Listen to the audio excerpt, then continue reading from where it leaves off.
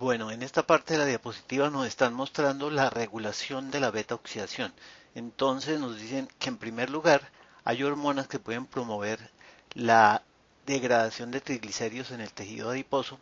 Se liberan ácidos grasos, los ácidos grasos aumentan en la sangre, llegan los ácidos grasos, son activados a acetil-CoA. Entonces este paso también puede estar limitado por dependiendo de los niveles de coenzima A nivel de la mitocondria. Una vez el acetil-CoA es producido, este acetil-CoA es convertido en acilcarnitina por una carnitina palmitoyltransferasa 1. Ese es otro punto de regulación porque nos dicen que el malonil-CoA es un inhibidor de la carnitina palmitoyltransferasa 1, es decir, impide la beta oxidación porque no deja que los acil-CoA se conviertan en acilcarnitina, entren a la mitocondria y por lo tanto presenten beta oxidación. Entonces, malonil-CoA, que es un producto de la síntesis de ácidos grasos. Entonces, si hay síntesis de ácidos grasos, hay malonil-CoA, y si hay síntesis de ácidos grasos, sería paradójico que haya oxidación de ácidos grasos. Ahora, la síntesis de malonil-CoA se da a través de una enzima que es la acetil-CoA carboxilasa, la ACC. Esta enzima es estimulada, activada por insulina a nivel hepático. Esta acetil-CoA carboxilasa nos cataliza la transformación de la acetil-CoA, la carboxilación de la acetil-CoA a un compuesto de 3 carbonos que es el malonil-CoA. Esta enzima acetil-CoA carboxilasa es inhibida por una quinasa dependiente de AMP cíclico. Entonces, no de AMP cíclico, de AMP. Es decir, cuando se gasta el ATP y se aumentan las concentraciones de ATP, de AMP, entonces la AMP activa la quinasa que fosforila la acetilcarboxilasa, que inhibe la síntesis de malonil-CoA. Es decir, se inhibe la síntesis de ácidos grasos, pero al inhibir la síntesis de malonil-CoA se permite que haya beta oxidación.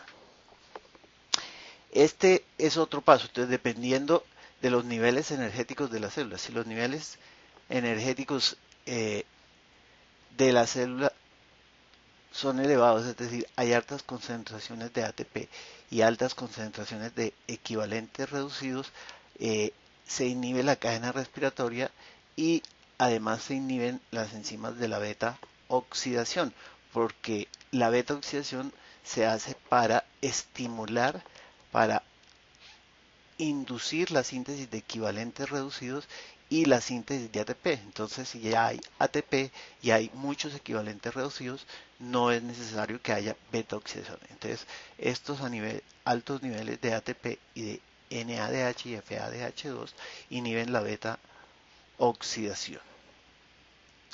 En esta parte de la diapositiva, entonces nos están mostrando la oxidación de ácidos grasos de cadena muy larga a nivel del peroxisoma.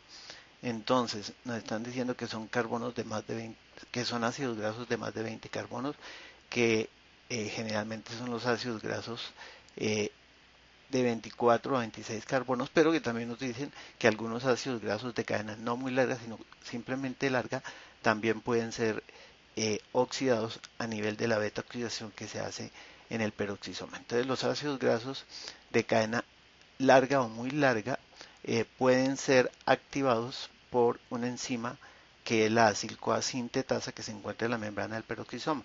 Una vez entonces se activan los ácidos grasos generalmente de cadena muy larga, entonces hay un transportador que no requiere que estén ácidos grasos en forma de carnitina, entonces entran los ácidos grasos, los acil-CoA.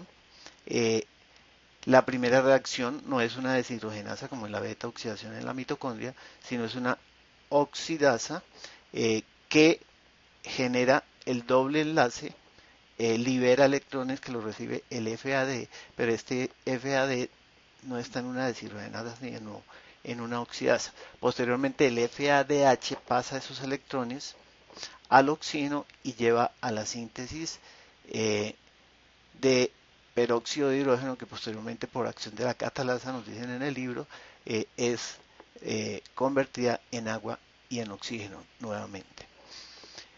Los demás, entonces, ahí sí se producen equivalentes reducidos en la forma de NADH que salen del peroxisoma y van a la mitocondria, a la cadena respiratoria. La beta-oxidación de los ácidos grasos de cadena muy larga continúa hasta ácidos grasos de cadena corta, 4 carbonos, o de cadena media, 6 carbonos.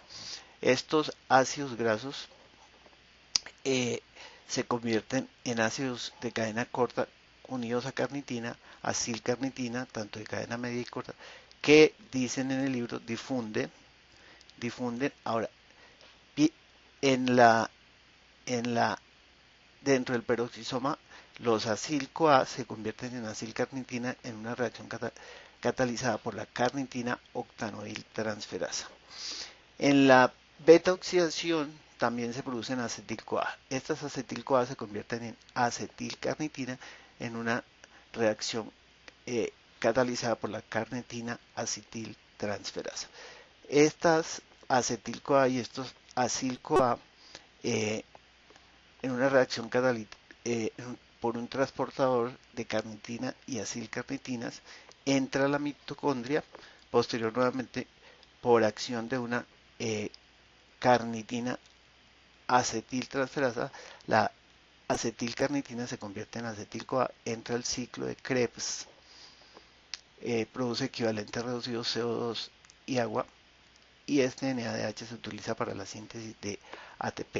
Los acilcarnitina que entraron a la mitocondria por acción de la carnitina palmitoyltransferasa 2 se convierten en acil-CoA, que continúan su oxidación en la beta-oxidación y también terminan produciendo equivalentes reducidos que van a la cadena respiratoria, o acetil-CoA, que termina su oxidación en el ciclo de Krebs.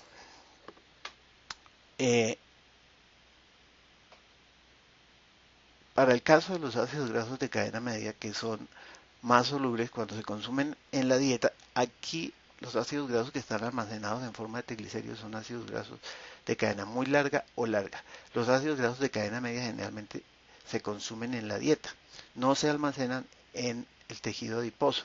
Entonces los ácidos grasos de cadena media de la dieta, entonces entran a la sangre, llegan a por la vena porta al hígado y a nivel de la mitocondria son oxidados. En esta parte de la diapositiva nos están mostrando la alfa oxidación. ¿Qué ocurre? La beta oxidación está impedida porque en el carbono beta hay un grupo metilo.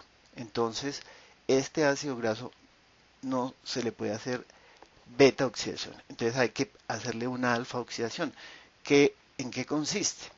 Consiste en que primero hay una oxidación por acción de una hidroxilasa, se le agrega un grupo hidroxilo, ese grupo hidroxilo posteriormente se convierte en un grupo carboxilo, continúa su oxidación hasta el grupo carboxilo.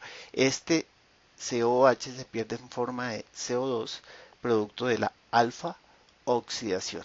Entonces ya este grupo metilo que estaba en el carbono beta ahora queda en el carbono alfa, es decir, el ácido fitánico se convirtió en ácido pristánico porque se pierde un carbono, entonces pasamos de un ácido graso de 16 carbonos a un ácido graso de 15 carbonos. Una vez el ácido fitánico se convierte en pristánico, entonces ahí sí puede haber beta oxidación, que finalmente hasta que tiene aproximadamente, nos dicen 8 carbonos, posteriormente ese ácido graso intermedio de 8 carbonos pasa a la mitocondria y continúa su oxidación. Esa oxidación entonces nos dicen aquí del ácido pristánico nos produce 3-acetil-CoA, 3-propionil-CoA y un butiril-CoA.